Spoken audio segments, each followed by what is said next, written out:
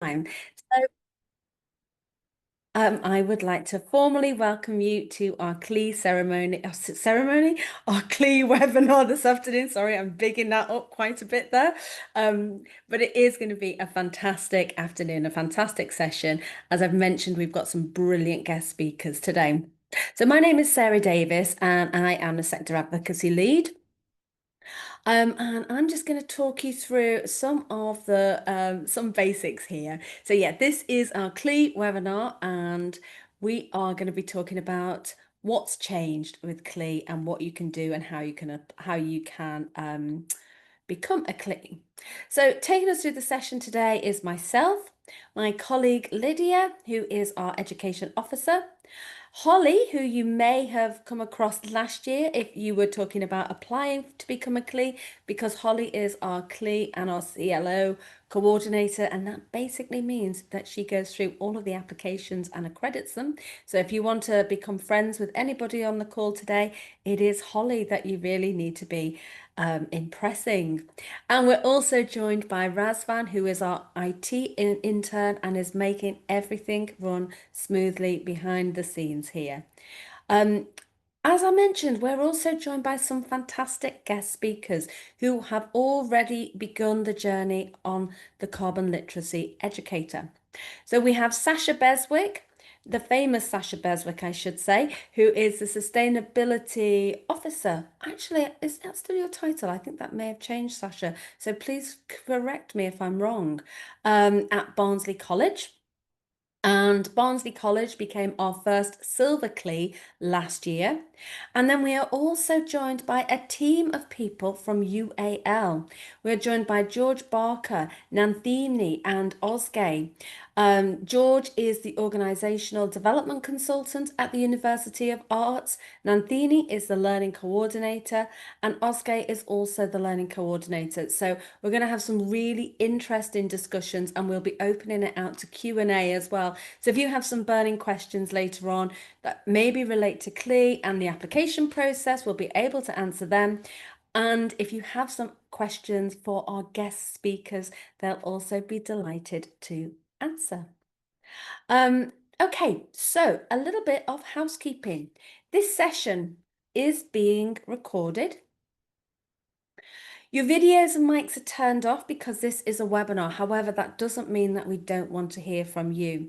Please pop any questions into the Q&A and we'll be answering them as we go through the session. And we'll also bring some of the interesting questions that you ask into the live session at the end.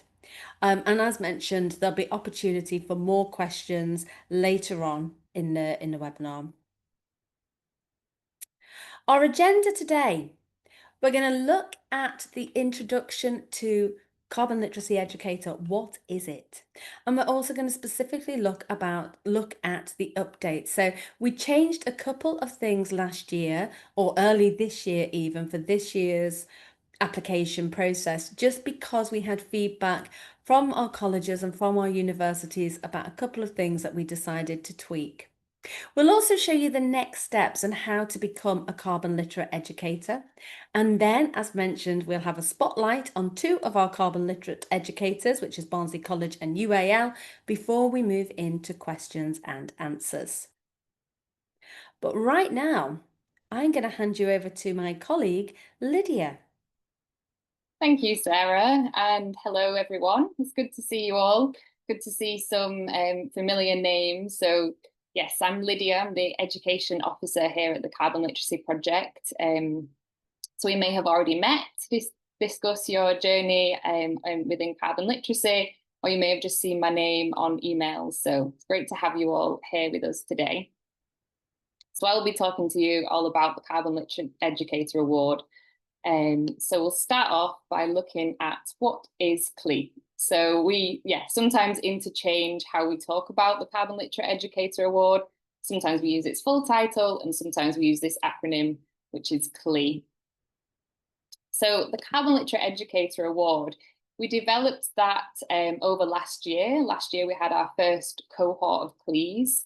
And that was kind of built upon, which you may have already heard of, the CLO, Carbon Literate Organisation. And basically we recognised that for educational institutions, it was quite difficult for them to fit within the categories of CLO and for them to meet the requirements. And it also didn't have space for recognising that students were becoming trained in carbon literacy. So we wanted to create an accreditation that could be solely for educators, so for schools, universities and colleges, and that would really be designed around allowing educational institutions to meet the criteria that we were looking for. So that's why we designed Carbon Literate Educator Award. And as I mentioned, it's designed for formal educational settings from school all the way up to university level. And it's not just within the UK, it's worldwide. So we invite applications for CLE from all over the world. We actually currently have some CLEs from Australia. So we definitely encourage CLEs from all over the world to apply for this award. So it's a 3-year accreditation, and once you're kind of reaching the end of that accreditation, we will invite you to either renew your current status or also encourage you to kind of move up on the CLE ladder. So we do have 4 levels of the CLE award. So that starts at bronze, and then we have silver, gold, and platinum. And for each different level, there are different requirements, different expectations, which I will talk you through a little bit later on. So just to highlight our current CLEs, as I said, last year was the first year that we ran this accreditation, and we were really pleased to be able to award 15 carbon literate educators. So of those, we have 14 at bronze level and 1 at silver level. We have 4 which are colleges and 11 are universities. And you'll be hearing today from one of the colleges and one of the universities. So you'll be able to hear real lived experience from CLEs.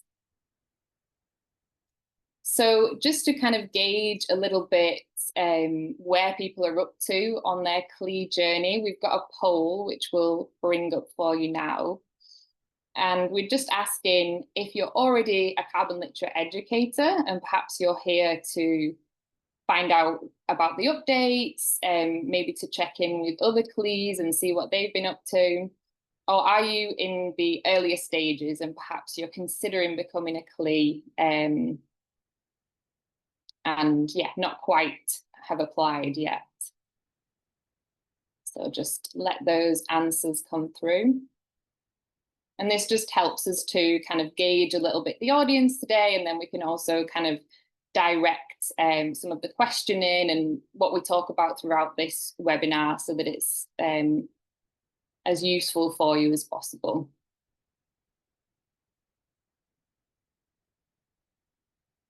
So I think we're just waiting for a couple of people to answer. So perhaps if you've not already chosen one of those 2 options, if you could just click one of them and then we can get the answers in and we'll share those with you. So either you're here today and you're already a CLE, which is amazing and great to have you here, or you are still in the stages of considering becoming a CLE and wondering what that will look like, how to apply, etc. I think we're nearly there with the answers now. Just wait for a couple more.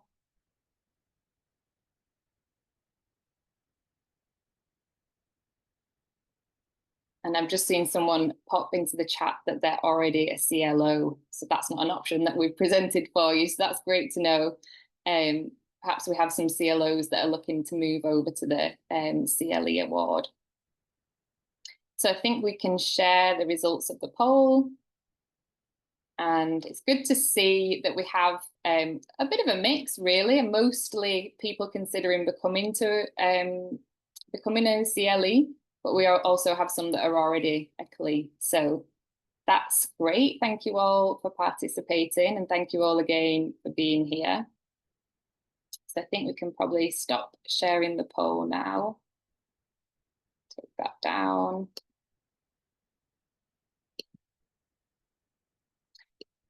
So moving on to becoming a CLE and the next steps, how to become a CLE, what you need to do, what that looks like. So some of the benefits with becoming a CLE, for us, it's really great to be able to recognise the effort and the work that you're doing within your institutions in terms of carbon literacy. It's a great way for us to say thank you, say well done, and yeah, really be able to showcase the work that you're doing with carbon literacy. But it's also a great opportunity for yourselves to be able to kind of show off the work that you're doing, not only with carbon literacy, but also just with climate action and effort towards sustainability. And this is recognised, you know, kind of beyond just your colleges or universities or schools, but it's really recognised in the wider community. So it's something that can be, it can look great to, for example, any stakeholders, the wider community outside of your educational institution, but also to students. So any potential students who are looking where they might want to study, whether that's a school level or college or university, if they're interested in climate action and they're really wanting to go to an institution that they can see is making a genuine effort and a genuine commitment, then that's something that will kind of drive them towards your institution. So it's a way for yourselves also to kind of be able to sing about your efforts. So when you become a CLE, you will receive a physical award and a certificate, and then you'll also receive a CLE badge, which you can use on your website, on your social medias, and again, just being able to demonstrate and showcase your commitments. We also feature the CLEs on our social media page, so we share in our wider carbon literacy project social medias, we put a post about each of the different CLEs. We talk about what you're doing with carbon literacy, but also what you're doing to kind of embed climate action into your institutions. So carbon literacy now is at the stage where it's, you know, it's being delivered in over 8,000 organizations across the world. So it's something that's really a nice kind of stamp and a badge to be able to say this training is happening worldwide. It's really well recognized. And we have been awarded this level to show our commitments to carbon literacy. So those are just some of the benefits of becoming a CLE. So in terms of the requirements, as I mentioned, we have 4 different levels of CLE. For all of the levels, we ask that you are delivering training to staff, students, and leadership. And then when it comes to bronze, which is the entry level, so we ask that you are delivering to all of those categories within your institution, but there's no minimum percentage of people that we're asking for you to train. We just ask that you are delivering to those people, and also that you create a video which is demonstrating the impact of carbon literacy in your institution. Now, when you start to move up on the CLE ladder, or maybe you come in at a higher level of CLE, at that stage, we do start to introduce minimum percentage numbers. So we ask for minimum numbers of staff, minimum numbers of students, minimum numbers of leadership. So I will talk you through a little bit more detail about the numbers. And then as you move up on the different levels, there's also different criteria that comes along with each of those levels. So for example, at silver, we start to ask that you are engaging in climate action in kind of a wider sphere of influence. So again, I will talk you through a little bit more what we ask for that to look like. And then if you were to move up on a level, we ask that you have met the criteria of the previous level and then also the additional criteria for that particular level. So in terms of the numbers, as I said, we ask that you are training staff, students, and leadership for all of the levels. But we also ask that you have a certain percentage of your total educator body that have been trained. And what we mean by educator body, that incorporates staff, students, leaders, anyone within your institution. that can be trained in carbon literacy. We consider that the educator body. So these tables have just been extracted from our CLE standard, and that's a document that we will link you to in the chat towards the end of the webinar. And that basically just goes through the different requirements for all of the levels and what we're looking for you to meet each of those levels. So basically we have split this up into universities, colleges and schools. And then the percentage of people that we ask you to train at each of the different levels of the award kind of depend on your total student body, so the size of your institution. So for example, let's say if you are a university with 30,000 students, then you would come to that top table, you would look at the number of students within the university, you would say, okay, we've got 30,000. So I'm in the second or sort of third column, sorry. In between 25,001 and 50,000 students, you would say, okay, that's where I lie within that column. Then you would think, okay, which level do I want to go for? Am I looking at silver? Am I looking at gold? Or am I looking at platinum? And you would find the corresponding percentage. So if you have 30,000 students and you would like to go for silver, you need 10% of those 30,000 trained. So that's 3,000 educators in total. So you would just do that for whichever level you're at and whichever kind of level of the award you're looking for. So as I mentioned, after bronze, when we're looking at silver, gold and platinum, we have minimum percentages for each of the kind of categories within the educators. So we have a minimum percentage for staff, students and leadership. And this was sort of designed basically so that we could ensure that carbon literacy training was really happening systemically throughout the institution. And it wasn't just, for example, all of the staff being trained, but that was being filtered through staff, students and leadership. And that just ensures kind of the greater scale of impact of carbon literacy training. So in this case, you would simply come and say, okay, I'm looking for silver, gold or platinum level. And you would look, okay, so I need a minimum 5%, let's say you're at silver, minimum 5% of my staff trained, minimum 5% of my student body, and then a minimum 5% of leadership from your staff.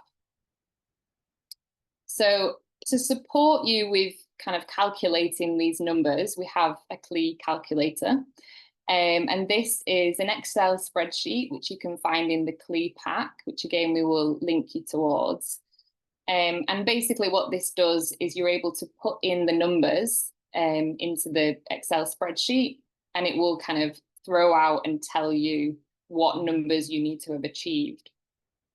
So in this case, the table at the top, which has the green cells, that's where you input the data. So for example, maybe you've got 1,000 students, 200 members of staff and 100 leaders. And then the education type, that's a drop-down list. So you would choose from there school or university or college. And then from the next column along, you would choose which level of accreditation you want to go for. So in this case, this is a school going for silver level accreditation. And then the next table below with the orange cells, that's where it kind of throws out the numbers to you and tells you exactly which numbers of students, staff, leadership and total educator body that you would be required to meet that level. So in this case, you would need at least 50 students, at least 10 members of staff, and at least 5 members of leadership. And you would need to make up an educator total of 260. So obviously, those 3 numbers don't add up to 260, they're the minimum. So you would just need to make up the additional numbers whichever way. But that's basically, we're asking for a minimum of those percentages and then a total of that educator total.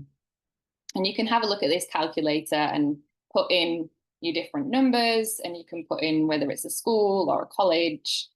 You can also add in on the second row of the green table, you can add in how many people you already have certified. And then the second row of the orange table, that will tell you how many people remaining to certify within those different categories. So the other part of the kind of requirements that I said I would talk to you a little bit more about is just the spheres of influence. So this is something that we start to ask about from silver level. And yeah, it's basically a way of kind of demonstrating your commitments to carbon literacy beyond your immediate level of influence. So obviously, training staff is one of your kind of sphere of influence, training students. But then you can start to go beyond that, and you can start to look at stakeholders such as a board of governors, parents.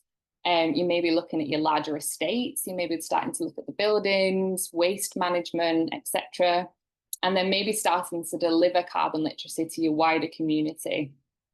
So looking at local organisations, places of worship, etc. And again, this is just to really encourage carbon literacy, but also climate action within and beyond your institutions. So there's been a few updates since last year, and that's thanks to the feedback that we've received. We've kind of just trying to streamline the process, make the application process easier, but also make the guidance easier and the standard. So one of those changes is that we've aligned the percentages. So when I was talking earlier about the kind of 5% for silver, 5% staff, 5% students, 5% leadership, we've just made that a uniform number across the board, whereas before there was different numbers. And then we have also added an additional bracket for schools and colleges, and that was just that we noticed that some, for the way that the numbers had been spread out, it was difficult for some institutions to kind of fit within one of those brackets and meet the certain percentages. So we just added a additional bracket. And yes, we've also added the addition of a case study. So that is now one of the requirements from silver level. And that's, yeah, a great opportunity for you to be able to talk about the influence of carbon literacy within your institution. We'll also be hearing 2 great case studies from our speakers later on. And then we've also added some more supporting documents. So we've added some guidance on the video requirements. And then another final update is that the deadline to apply for this year's CLE award is on the 31st of July. So slightly different to last year. So we would love for you to join us this year in becoming a CLE and becoming part of our class of 2025. This is our yearbook from last year, and this is something that we showcase on our website. We include all of the different CLEs, some information about them, and yeah, we would love to invite you all to join us this year as CLEs. So the deadline to apply for this year's cohort is the 31st of July, but don't worry if you're not quite able to make it for that deadline and you'd be applying in August or September. That would just mean you would kind of join the cohort of the following year. So it's just worth mentioning as well that there's going to be a price increase across the Carbon Literacy Project, which you may have already heard about. We've sent out some comms and emails around that. But the application for CLE won't be going up for this year's deadline. So if you were to apply for this year's CLE award, then you would still be applying at the current pricing. That won't go up until after the deadline. And then we will be having an awards ceremony in the future where we'll be celebrating all of our new CLEs. So hopefully we will be seeing you there. So next steps, perhaps once you come out of this webinar, you're feeling really excited and wanting to go away and figure out how you can get your CLE application together. So we would suggest that you go to our CLE webpage and have a look at the documents. We have a pack, Becoming Carbon Literate Educator, and within that we have all of the things that I've discussed with you. We have the standard, the calculator. We also have the application form in there. Then you would go ahead and make your CLE application and submit that to us. And then hopefully we would be able to give you your accreditation as a CLE and then celebrate you all at our next award ceremony. So I think that's everything from me. I'll hand over now to Sarah and the speakers. Thank you. Thank you so much, Lydia. That was fantastic. So, yeah, I have the absolute delight now and pleasure to interview our guest speakers. And our first speaker that I would like to introduce you to today is Sasha. So Sasha, famously from Barnsley College, has worked in the education sector since the winter of 2022, driving Barnsley College's sustainability strategy and using carbon literacy to bring staff and students on board with Barnsley's net zero journey. Barnsley were awarded the first ever silver CLE accreditation in 2024. So, Sasha, are you there? I am here. Yes, can you hear me? Yes, I can hear Good. you fine. Um, so is it possible, Razvan, that we could hide the slides and have Sasha be able to see Sasha? Yeah, perfectly. Perfectly? Perfect. Thank you so much. Okay, Sasha. So the first question I'd just like to ask you about is can you tell us all a little bit about Barnsley College's carbon literacy journey? Yeah, absolutely. So, in my bio, I mentioned that I was joining the college in 2022 in the winter, and that's also when we launched our sustainability strategy. In that strategy, we had a really great target around staff CPD and training our staff in carbon literacy, which I'm really proud of. It's amazing to see a college commit to staff CPD around climate education.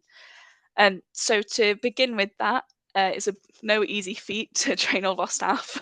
Um, we started training representatives from each department, and we called them our carbon literacy ambassadors, which had a very loose term. There was no real major expectation from those staff. It was just a case of they'd be championing carbon literacy within their departments. So those staff did go on to train the rest of their colleagues in carbon literacy, um, and then it kind of got out of control, and curriculum departments started delivering carbon literacy to students, which was amazing. They did that during CLADs. Um, and then we started working with the wider community to see how we could support local businesses and other organisations to get on board with carbon literacy. And we developed, we co-developed uh, a community carbon literacy course, a shareable course, which I'm hoping that once our students graduate from the college with their carbon literacy certificates, that they'll become trainers delivering that course in the future as well. So um, we've had a long carbon literacy journey, or a big carbon literacy journey, sorry, over a short space of time. And now it's really just embedded into practice, which is amazing. That's absolutely fantastic. And it's been fantastic to see the work that you've been doing as well. And really inspiring, like you've just mentioned, CLAD. I mean, your events for CLAD have been really, really inspiring. And I was wondering, you know, from our perspective, it just seems like you've just done so many amazing things so quickly. I'm wondering, did you have any barriers to cascading carbon literacy at the scale that you've done it in such a short space in time, or just generally? And if so, how did you overcome these barriers? Yeah, I think doing it at the scale that we have, I think we've got over 2,000 certified staff and student members across the college. So obviously delivering at that scale with a sustainability team that's mostly been of one and for a short period of time has been of two has been quite difficult, I'd say, but more so rewarding. Um, so some of the barriers that we've naturally faced in education are time commitment, and obviously time is very precious in this institution, in this industry, and not only in our institution but um, in every educational institution. So getting people into a room for a full day is quite challenging. So when we had that first cohort of carbon literacy ambassadors, we gave them the task of deliver this to your departments, find a method to do it, and naturally we found that there was no day that that was suitable. So I decided to kind of hijack one of our development days and made it all about carbon literacy. It was Carbon Literacy Development Day in the week before the summer term, and we made it fun. We catered. Um, it was a really engaging thing, and we almost had our own mini clad for Barnsley College, where everyone was doing carbon literacy at the same time. So that really removed a lot of those time barriers, and we did it en masse in one day. Which again takes a lot of resource and a lot of commitment, but our senior leadership team are very supportive of carbon literacy, so that was really useful for us. Going forward, we obviously still we had staff that couldn't attend on that day. We have new starters. Um, we decided that we would create an ongoing training of carbon literacy. So we now deliver carbon literacy across the whole academic year for staff, um, and those take place across the academic year, but there's at least a Monday, Tuesday, Wednesday, Thursday, and Friday that people can attend, so it fits different working patterns. And there will always naturally be people that just cannot attend a full day, and that's been one of the barriers because we'd set a target to get 100% of staff trained, which unfortunately for us is never going to be achievable, but it's a great aspiration to work towards. And for those staff that absolutely cannot attend a full day's worth of training or even 2 half days or whatever it may look like, it's meant that we've been able to explore other training avenues that aren't carbon literacy, but we wouldn't have explored them without this target and with this, this huge model. So um, whilst there've been barriers, we've found new opportunities as well. So the the the the benefit that's come out of this and exploring those barriers has been really positive. That's fantastic to hear. Love it's like really inspiring, really, turning the barriers into learning opportunities. That's brilliant. And I'm just wondering, you became CLO in 2023. And then you were able not only to just transfer across to bronze CLE last year, but you were able to upgrade and become silver CLE. And we know that your ambitions don't stop there. And I'm just wondering, how has progressing on the CLE pathway supported the college, in its wider sustainability goals? So I think in terms of our goals that we set out in our strategy, it was just focused around staff CPD. We didn't really know what was going to happen beyond that, or I didn't know when I set that target. Um, but it's given staff and students agency over climate action, which has naturally been a barrier to education. Well, not only education, but for all institutions or organisations that have got sustainability strategies or climate targets.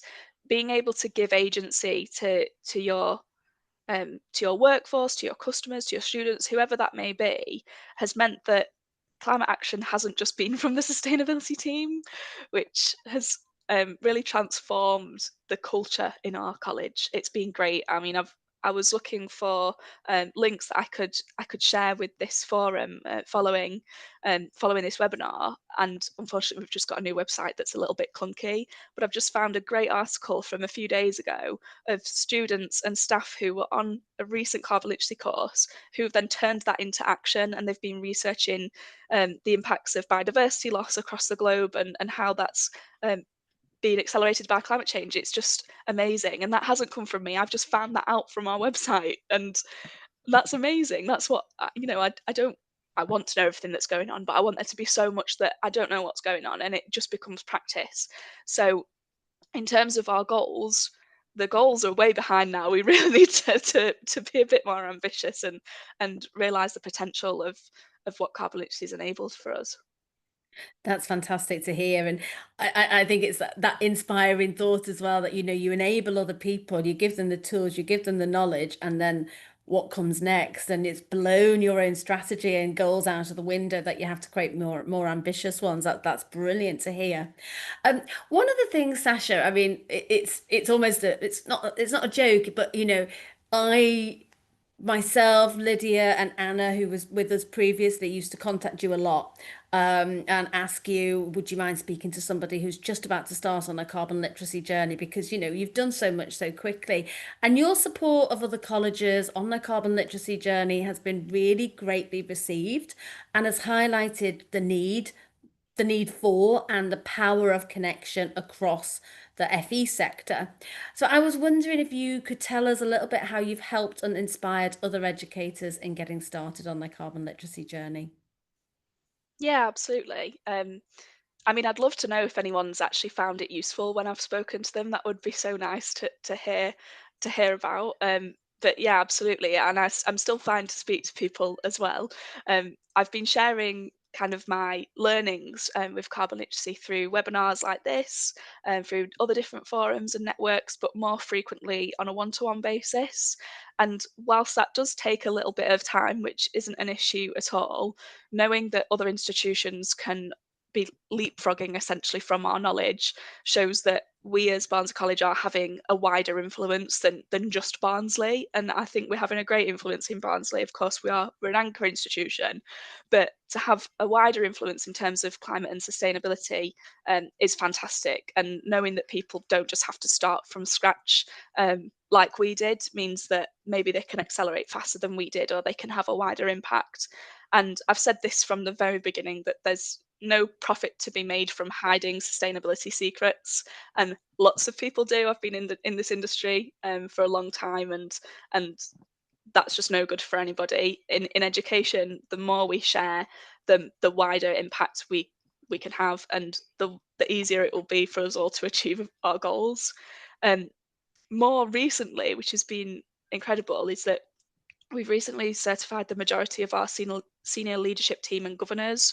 No easy feat getting them all in the room for a day, but they all did it, which was fantastic, and the majority of them became certified. And they're now sharing their experience with carbon literacy with other organisations and other networks that aren't necessarily education. So it has been really positive, and I think we're really proud of the fact that we've been able to influence not other education institutions, but other organisations as well, and we're able to share that knowledge, and I'm still more than happy to. Oh, that's absolutely fantastic, Sasha. Thank you so much. I'm gonna go across to UAL, and then what I'm gonna do at the end of the interview with UAL is I'm gonna bring you back into the room because I have a question that I want to ask you all before opening it out to everybody for Q&A. So I just want to say a massive thank you as always. Wonderful interview, and I will speak to you again very shortly. Thank you. Um, Razvan, would it be possible to bring the slides up again just so I can read out the speaker bios of the UAL team, please? Thank you so much. So we are now going to be joined by Ozge, who is the Learning Coordinator at UAL. Ozge is a designer working towards sustainability transition and climate justice through behaviour design, transdisciplinary approaches. Her role at the UAL as Learning Coordinator, Climate and Net Zero focuses on supporting the integration of carbon literacy across the university, contributing to its broader sustainability and net zero aims. And we're also going to be joined by George, who is the Organisational Development Consultant at UAL. So, George is a media and environmental educator whose teaching centres around questions of ecological breakdown, policy assessment, and methodology and social justice. At UAL, he leads the carbon literacy programme that has reached over 750 staff and 200 students, teaching across disciplines from fashion, architecture, film to interior and product design. And joining Oskar and George is Nanthini, and Nanthini is the learning coordinator and is a product and sustainable designer exploring climate and social justice through design. So she co-created Carboned Out, an interactive game that engages participants with climate action in a playful and accessible way.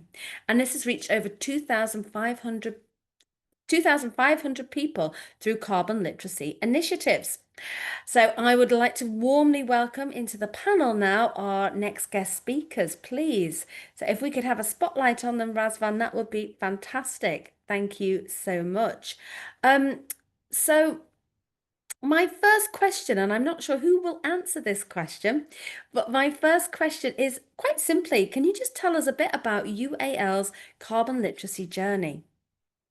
I'm going to take this one, Sarah. And thanks, Sasha. It's so nice to hear about the work that you've been doing. It's really inspiring to just sit and listen. Um, uh, yes, UAL. So, probably best to talk a little bit about the university itself. So UAL is comprised of 6 colleges across London. So we have London College of Fashion in East Bank, which is where I am now. Central St Martin's in King's Cross. We have London College of Communication in Elephant and Castle, and then we have Colleges of Arts in Chelsea, Wimbledon, and Camberwell. So you're getting a sense of the scale of the university. We are 28,000 students and 6,000 staff members, so a really big organization. And we're just, in many ways, we're 2 years in, but it feels like we're still starting with our kind of net zero journey because there's so many people we still have to reach. Um, where this started for me was just as an interested staff member, and it really started when the university began to solidify its net zero commitments by publishing its carbon management plan publicly. We've reported our scope 1 and scope 2 emissions for over a decade, but we started to sort of think about scope 3 emissions in 2019 when we set our baseline. And I was just really interested in reading that plan. It's sort of 80 pages long on the university website and seeing that final number, 100,000, 105,000 tons, I think it is per annum for UAL.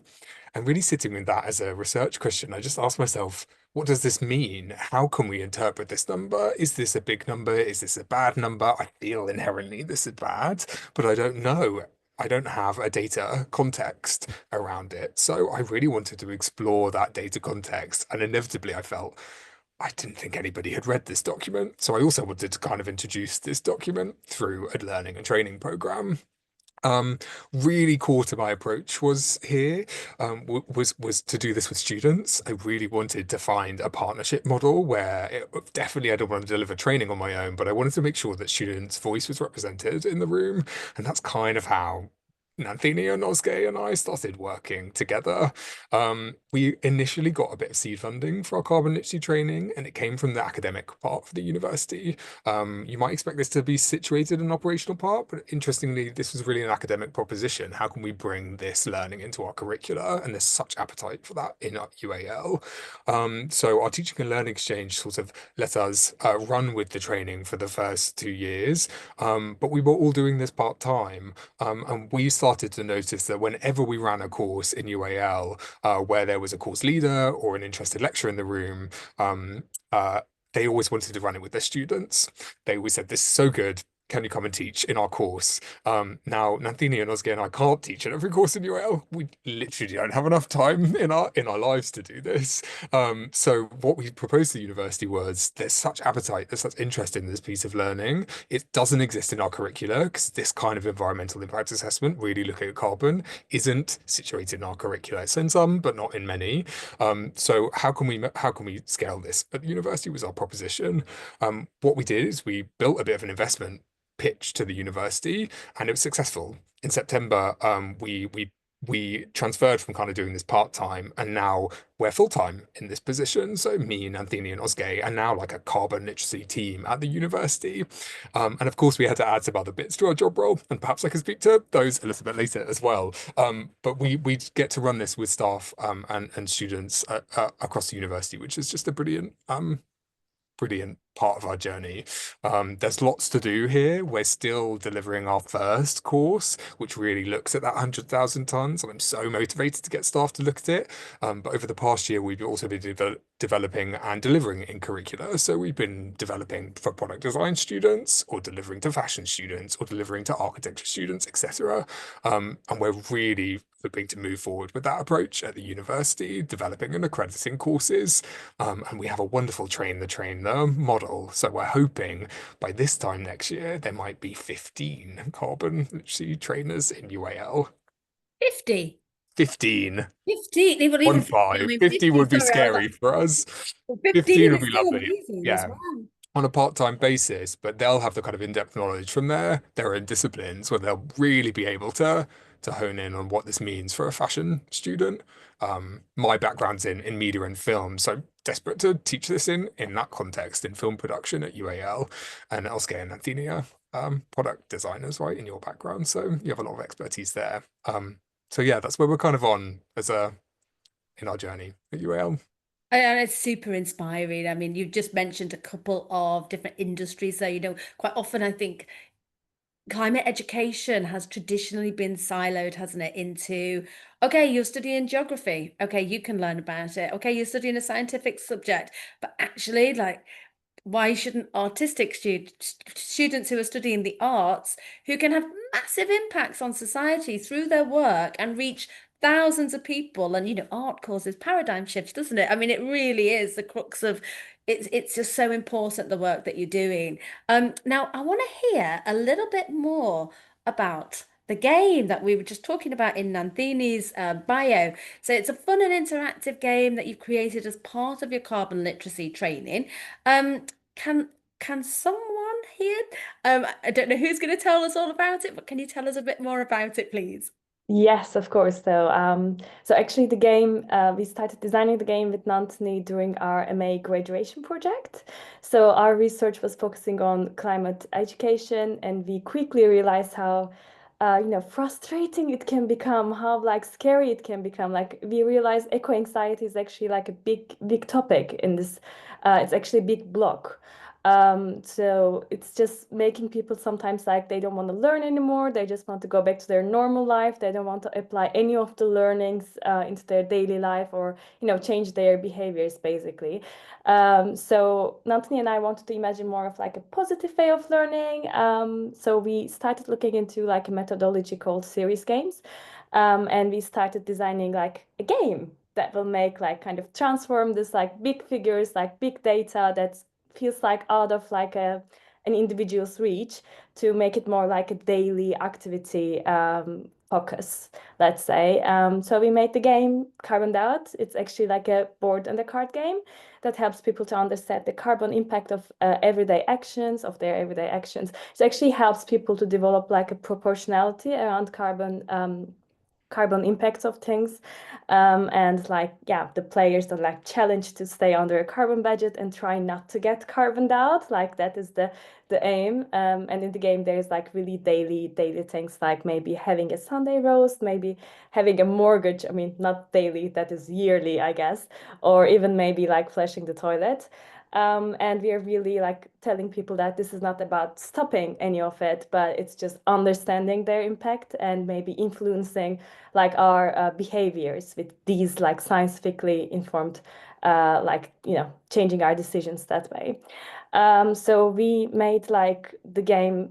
We started designing the game when George was actually designing the carbon literacy training in UAL. So it was like a really best time to collaborate, and like we can say both of it, like they really went hand in hand. Like they grow up hand in hand.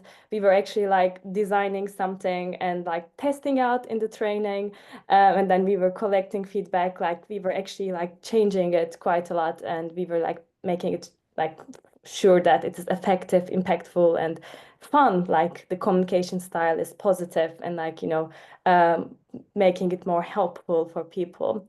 And we have actually like played the game with more than almost 3,000 people. Sorry, yeah, 3,000 people now. So we're like really getting happy with the numbers. We're playing it with UAL mostly. We're like adapting it. We're customizing the game for like different courses. But we are also like trying to look into different organizations or like NGOs who wants to have the game, because our like main like how to say goal is to make everyone a bit more carbon capable. So we are really open to change the game, make it more relatable for everyone. That's fantastic. And Oscar, am I right? Were you actually a student at this point when you developed this? Was this part of your master's program? Yes, definitely. So our program, like MA course, was into uh, sustainability transitions, like transdisciplinary design approach.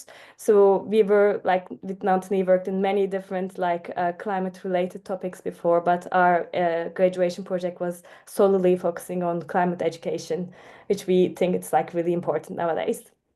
What a wonderful final project, and that it's actually gone on to mean something. I wrote a dissertation. I don't know how many people can relate to that. That's just somewhere else. I mean, you've made something that's really impactful and that's been used, and it just sounds like so much fun. So thank you for telling us more about that. I was wondering, I know that you're doing quite a lot of work at embedding carbon literacy as well, and I was wondering if you could tell us a bit more about that, about the steps that you've taken to embed carbon literacy into the wider sustainability work being done at UAL. Is that a question? Is that going to Nandini? Yep. I'm gonna take that. Just going with the flow, you know. But yes, that's a great question. Thank you, Sarah. So like how UL, I mean, George mentioned like how big UL and is has multiple disciplines, and as you mentioned, it was very tricky, mainly whenever we approached students. There was always this question of like, how can someone from an arts background, like, how am I going to impact? Like, let's say, like, I'm from photography, and like what kind of impact am I going to make? Like, yes, there's things which I can do as an individual, but what can I do as a field? Like, because there's always this questions lingering in the background. But we felt like but as George mentioned, we realized like how important it was to kind of like take carbon literacy to students as well.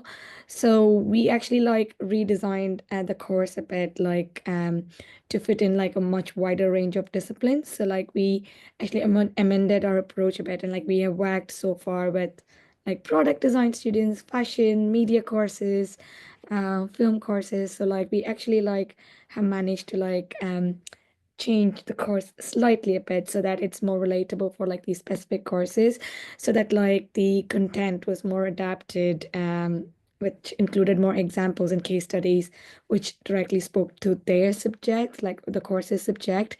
Also, like this way the student can actually like see how carbon literacy connects to their own practice, and like how they can like apply it in their own field. But it was also like a way to like create curiosity, like I know there's only like a certain amount you can learn in a day, but it's like it really showed how much of a curiosity it created among the students to explore how they can actually make an impact in their field even after they graduate, because it's very important um, as well. But also like at some point we actually redesigned the game as well, like because we had to like redesign like the different kinds of um, tools we use in the course. So we actually like redesigned the game, which actually helped us to develop like a fashion version of the game, we are working on like a publishing or like an architecture version of the game. And again, the biggest challenge during that again was like finding the exact data for all these different sets. Like even when we work with the courses, like sometimes finding the exact kind of like data or like research, it gets a bit tricky. Sometimes we would like sit for like a whole day just trying to do research and finding like an impact of maybe a single lipstick, which is crazy. So yeah, like that's how like the process have been so far. And sometimes we had to like also amend the course so that it would fit like a much wider group, like much bigger groups, because sometimes the courses would have like 100 students, and like we might have to like run it with them. So we had to make sure like it doesn't get too boring, or like people can get easily distracted. So we had to keep them engaged.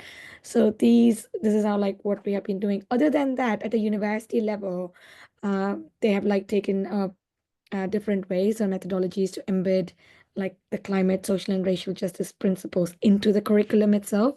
And like they have come up with like different roles, such as like climate advocates for students who actually work with the staffs or like the program directors to actually make sure these different principles and like the climate justice like is actually embedded within the course, like within their projects and things like that as well. So yeah, these are like the different steps that UL has been taking so far, like to achieve a much wider level and make sure like to accommodate all different disciplines. I hope that answers your questions. Yeah, absolutely. More than answers the questions. It's super inspiring, I should say. Yeah, really inspiring work that you've been doing. So thank you. I was wondering if you could tell us a little bit how being on the CLE pathway, which you obviously started last year as well.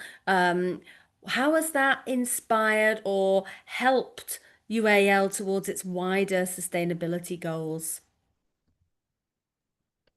Thanks. I think I'm going to take this one. I think one of the things that was really important for us was to give the university a really clear sense of direction of travel of where we want to go. And like I said, there's lots of barriers to getting to the through the levels of CLE for a huge organization like us, but having that really apparent framework gives us the ability to make those conversations happen with the people who need them.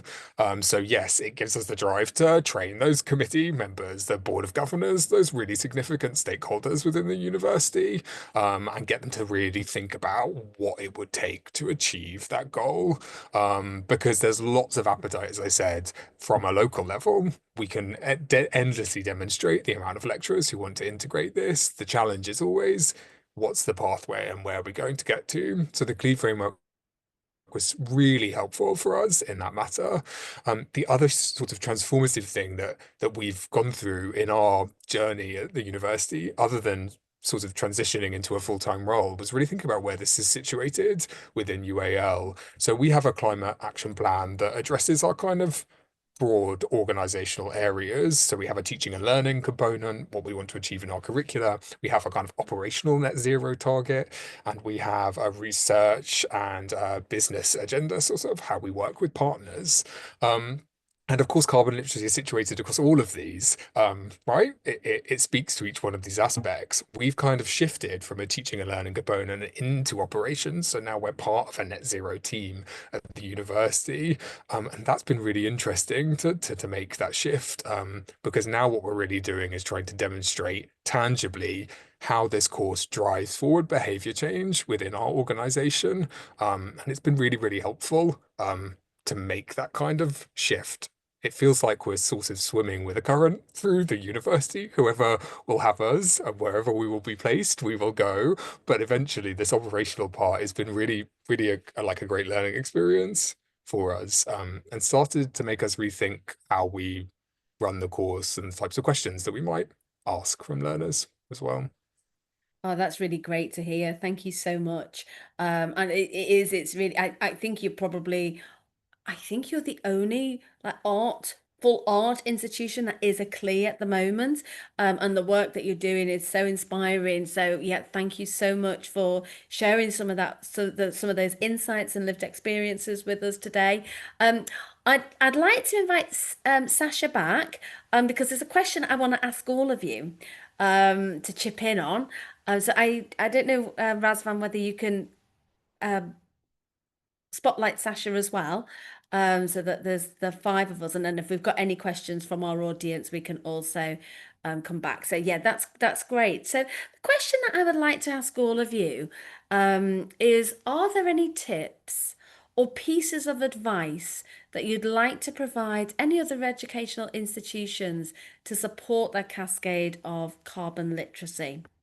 I'm not sure who would like to take that question first. I'm happy to go. Great. Thank you, Sasha. Um, so first of all, reflecting on our journey, which has been a bit chaotic, greatly chaotic, I would say before going into cascading on a mass scale is to explore all possibilities as soon as you can. So we just thought this was going to be staff CPD, and that was going to be a 5-year program with staff CPD, embedding carbon literacy. And of course, that's kind of gone out the window. We're already doing that. We've done that. We're now training students in the community as well. And that's something that we didn't kind of map out what our possibilities were. We didn't think ambitiously with that. And if we were to do that now, I would use the CLE kind of roadmap. Well, I'd use a CLE as a roadmap. Essentially, I'd look at the different criteria of the different levels to gain inspiration of how we can vision what those possibilities would be. And especially in further education, there's something called the Further Education Climate Action Roadmap, and it's very similar, I think, to how the CLE accreditation works. You can almost pick and choose the different things that are personal to your organisation to achieve an aim or a goal. And you don't have to train, thousands of students. You could train 10 students and still have a massive impact. I think just imagining what those possibilities could be is something that would have been really beneficial to us. And I still don't know what that looks like. So that would be my advice. Well, that's wonderful. Thank you so much, Sasha. Yeah, that's really great advice. George? Yeah, mine's pretty similar, Sasha. I would say it's like for us, it's imagining the what happens if you do this, and that's always the question that I return back to. And there's 100 things that could happen if we invest in this. But exploring those with different people across our university. Everybody wants slightly something different out of a carbon literacy training program. But what's been really interesting is to think through those ifs with those people. So for me, when we started this, I didn't really imagine the pipeline of, okay, we get our staff to commit this, and then the goal is when they speak with their line managers during their annual review, we put a carbon literacy pledge as part of their line manager commitment, and we put it in our appraisal system. But speaking with human resources colleagues, like this is of course what we want to do. We want to embed sustainability through our formal processes with line managers. That's an amazing thought. Now, when we're speaking to staff in recruitment, they want to think about, okay, what are the questions that we want to take through in interviews that might be informed by the type of learning we've taken on the course. There's loads of academic prospects as well, but we also have a rich body of technicians here who really want to work on material processes across their organization and really get that in-depth knowledge around environmental impact assessment, which we touch upon the course, but could use further skills development. So there's so many different ifs from this course, and I try and use it as a launching pad with staff to really explore how they could take this further. And that's been the most helpful thing. And then, of course, it's how you manage all of the possibilities, and choosing between them is sometimes hard. Yeah, really good points. Yeah, thank you so much. Ozge and Nandini, do you want to, Nandini, do you want to come in?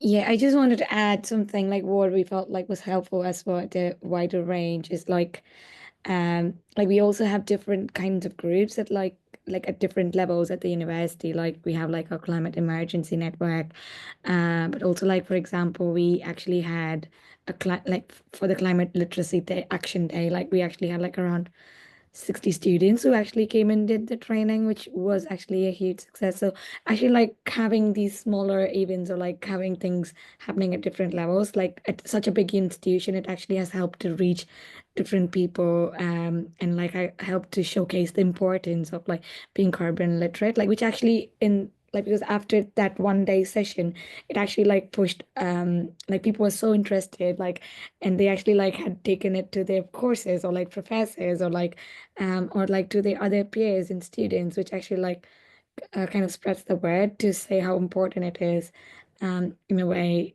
So like yeah, like at a bigger institutional level, like it has helped like having these other smaller groups or like smaller events or like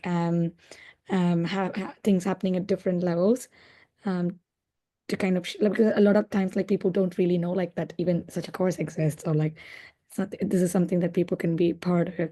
Yeah, so yeah, I just wanted to add on like maybe having these different like groups or like support groups and things happening at different levels can definitely be helpful to like reach a much wider crowd.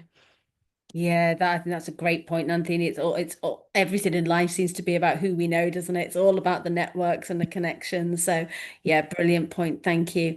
And Ozge, is there any final thoughts you'd like to add?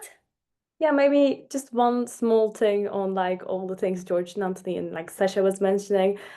Just like highlighting that the things that's been going on in the university already or like in the organization already. I think it is also impactful, like basically saying people that even if we don't start or start like giving carbon literacy trainings or like starting this journey, we have an impact in environment, like highlighting that, or even like the positive things the organization does. Like I think kind of it's kind of brings like the big picture to people's eyes and like motivates them a bit more to take action, or maybe like kind of bringing all the existing climate actions that has been going on, and like kind of creating kind of like a motivative group in the organization is like really helpful. And yeah, it's really making things easy. It was making things easy for us. Perfect. That's great to hear. And I'm just saying, I'm just gonna check if we've got any live questions that we want to answer or anything in the chat. So we've got one from David May over in Dubai. Hello, David. Nice that you are here. And hopefully you're going to be one of our first or our first CLE in the UAE. David is asking us, is carbon literacy, being connected to any research? Oh yeah, has it been being connected to any research at UAL or Barnsley? I can jump in on that because it's definitely something that we're working on right now. We've had those pledges sitting for quite a long time, and Nancy and I look through them a lot to kind of map activity. But one of the things that we were really keen to do was provide some visual mapping. Of course, we're a design organization, so we want to see it in a different visual format. So what categories are people choosing of pledges? What are common themes? How are people responding to the questions? And one of the really interesting questions on the certification form for us is that first big picture question, how are we going to decarbonize by 2040? We think that's such an interesting avenue into the attitudes, behaviors, how our community of staff and students really think about this issue going through the course. So we're really interested in researching responses to that particular question, building a sense of kind of, I don't know, profiles of learners who might emerge within UAL. Are we a skeptical audience? Do we believe in systems change? Do we think that behavioral change at an individual level is something that is we should always encourage, or do people see that as a distraction? It's these types of things that we're really interested in getting out of that form, and that's something that carbon literacy really provides that other training models don't. Is that wonderful body of research through the certification form to analyze. So we're working on that now, and we're hoping to publish something September, October. Oh, that's super exciting. That's really exciting. I didn't know you were doing that. That's brilliant. We'd be really keen to see what your findings are with that as well. Because I mean that might be something that's replicable in other institutions who want to look at the evidence forms. But yeah, like you said, just to find out the kind of profiles and who yeah, the audience, the general audience of how it's being received, I suppose that's super interesting. Um, Thank you very much, George. Um, and yeah, David says that's very interesting. Good. Is there any or are there any other questions?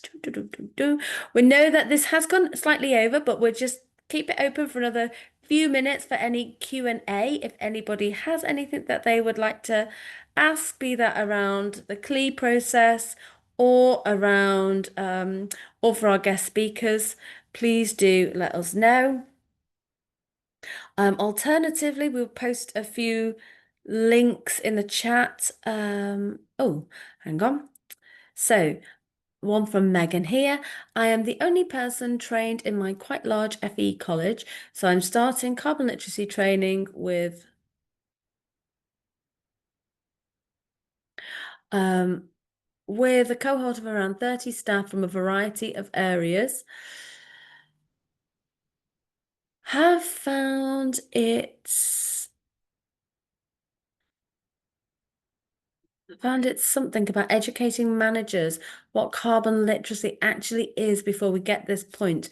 Can be a little daunting doing this alone until our others trained up So support networks are important. Okay, great. I'm wondering if there's anyone who wants to come in and add any points to Megan's question statement. I'm happy to. From another college's perspective, I think if you want to speak to our principal, get our principals in touch, or senior leadership team, I think that would be really beneficial. I recently heard from an institution, I'll not name them, but of similar size, and they were offered carbon literacy sponsorship essentially from their local university, where their students would come in and train the staff at the college, and they were happy to fund it. And it just sounded like a beautiful model, absolutely wonderful. But their senior leadership team hadn't heard of carbon literacy before, and they were very cautious about the commitment and the impact. So it essentially showed they knew nothing about it. And if they would have spoken to another institution that had gone through it, then that would have been an incredible opportunity to take. And I'm still kind of doing a bit of work there to see if we can influence them. But by all means, I'm happy to put you in touch with any of our senior leadership team if that would be helpful. Oh, that's fantastic, Sasha. Thank you. All right, and Megan says thank you as well, Sasha. I think if there's no further questions, we can wrap up today's session. And I just want to finish by saying an absolute enormous thank you to our guest speakers, Sasha, Ozge, George, and Nanthini. It's been an absolute pleasure having you on the set on our webinar today, but also hearing about what you've been doing, what work you've been doing. It's absolutely incredible and really, really inspiring. So thank you so much.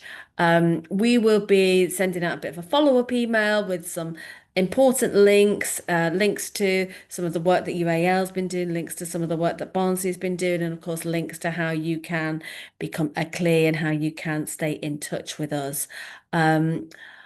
But if there's no more questions, I would like to just say thank you, everybody, and good evening. Thanks, Sarah. Thank you. Thank you. Thank you, everyone. Have a nice day. Thanks, everybody. Bye.